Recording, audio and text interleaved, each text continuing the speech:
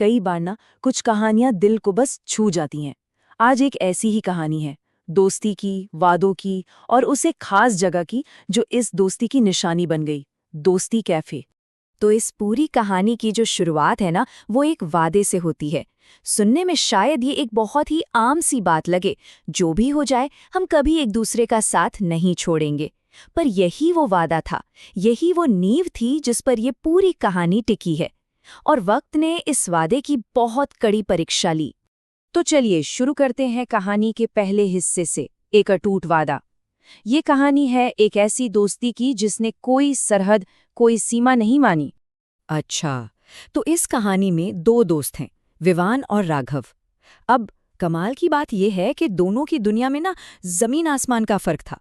एक तरफ था विवान, जो एक बहुत अमीर घर से था, और दूसरी तरफ था राघव, जिसके पापा एक छोटी सी चाय की दुकान चलाते थे। लेकिन उनकी दोस्ती में ना ये अमीरी गरीबी कभी आई ही नहीं। मतलब उनका जो रिश्ता था ना, वो इन सब चीजों से बहुत ऊपर था, एकदम सच्चा, एकदम गहरा। पर जिंदगी हमेशा एक सी कहाँ रहती है ना। अब वक्त आ गया था कि उनकी दोस्ती की असली परीक्षा हो। तो कहानी के अगले पड़ाव पर चलते हैं, समय और दूरी। देखते हैं कि कैसे हालात ने इन दोनों दोस्तों को एक दूसरे से दूर कर दिया। और यहीं से ना सब बदलना शुरू हो गया। विवान को अपनी पढ़ाई के लिए विदेश जाना पड़ा, और किस्मत का खेल देखिए, ठीक उसी वक्त राघव पर घर की सारी जिम्मेदारियां आ गईं। पापा की तबीयत खराब रहने लगी, तो उसे पढ़ाई छोड़कर वो चाय की दुकान संभालनी पड़ी। और फिर वही हुआ जो अक्सर होता है, वक्त, दूरी। धीरे धीरे दोनों के बीच बातें कम होती गईं और एक दिन खत्म ही हो गईं। अब कहानी का वो हिस्सा आता है जो सबसे मुश्किल है। ये है राघव के अकेलेपन का इम्तिहान, उसकी जिंदगी का वो वक्त जिसे शायद वो कभी याद नहीं करना चाहेगा। हुआ ये कि अचानक राघव के पापा की तबीयत बहुत ही ज्यादा खराब हो गई।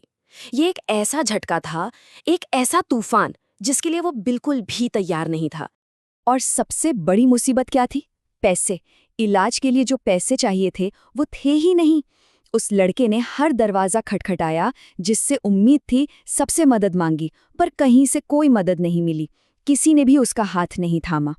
जब सारे रास्ते बंद हो गए ना, तो उसने अपनी आखिरी उम्मीद को याद किया, अपना सबसे पक्का दोस्त विवान।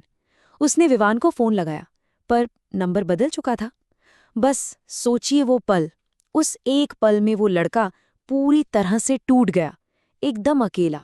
और आखिर में वही हुआ जिसका डर था। पैसों की कमी और अकेलेपन के आगे वो हार गया। राघव के पापा को बचाया नहीं जा सका। अब वो इस दुनिया में सच में बिल्कुल अकेला रह गया था। पर कहते हैं ना कि रात चाहे कितनी भी काली क्यों ना हो, सुबह जरूर होती है। अब कहानी में एक नया मोड़ आने वाला था।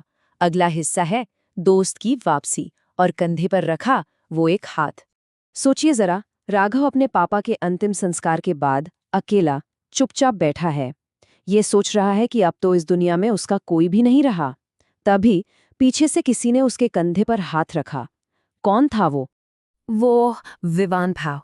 विवान ने आते ही राघव को जोर से गले लगा लिया और बस इतना ही कह पाया, मुझे माफ कर दे दोस्त, मैं तुझसे दूर नहीं था, बस हालात से हार गया था। पता है, उसे जैसे किसी पुराने दोस्त से राघव के बारे में पता चला, वो सब कुछ छोड़कर भागा चला आया था। और बस यहीं से एक नई सुबह की शुरुआत होती है। कहानी का आखिरी हिस्सा, एक नई शुरुआत, दोस्ती कैफे। ये सिर्फ एक कैफे के खुलने की कहानी नहीं थी, ये उस दोस्ती को, उस रिश्ते को फिर से बनाने की कहानी थी। विवान ने राघव का हाथ पकड़कर कहा, यार तू हमेशा मेरे साथ खड़ा रहा, अब मेरी बारी है। हम फिर से सब शुरू करेंगे, एक साथ मिलकर। और ये सिर्फ कहने की बातें नहीं थी, ये एक पक्का वादा था। बस फिर क्या था, दोनों दोस्त काम पर लग गए। दिन को दिन नहीं समझा, रात को रात नहीं, और अपनी मेहनत से उस छोटी सी चाय की दुकान की पूरी सूरत ही बदल दी। उसे एक नया, एक बहुत ही प्यारा सा कैफे बना दिया। और उस कैफे के बाहर जो बोर्ड लगा, उस पर लिखा था, दोस्ती कैफे, जहां रिश्ते दिल से बनते हैं। ये सिर्फ एक नाम नहीं था, ये उनकी पूरी कहानी थी। उनका वो पुराना वादा था जो अब पूरा हो रहा था। तो ये जो पूरी कहानी है, ये हमें सिखाती क्या है? चलिए सच्ची दोस्ती के कुछ सबसे जरूरी सबक देखते हैं। देखिए, 3 बातें तो बिल्कुल साफ हैं। पहली, कि सच्ची दोस्ती पर ना दूरी का कोई असर नहीं होता। दूसरी बात कि हालात कितने भी खराब क्यों ना हो जाएं, सच्चा दोस्त लौटकर जरूर आता है। और शायद सबसे जरूरी सबक कि जिंदगी की सबसे बड़ी दौलत पैसा वैसा कुछ नहीं है, बल्कि वो एक इंसान है जो हर हाल में हमारे साथ खड़ा रहे। तो ये कहानी खत्म होते होते एक सवाल जरूर छोड़ जाती है, एक ऐसा सवाल जिस पर हम सबको सोचना चाहिए। वाकई हमारी जिंदगी की सबसे बड़ी दौलत है क्या?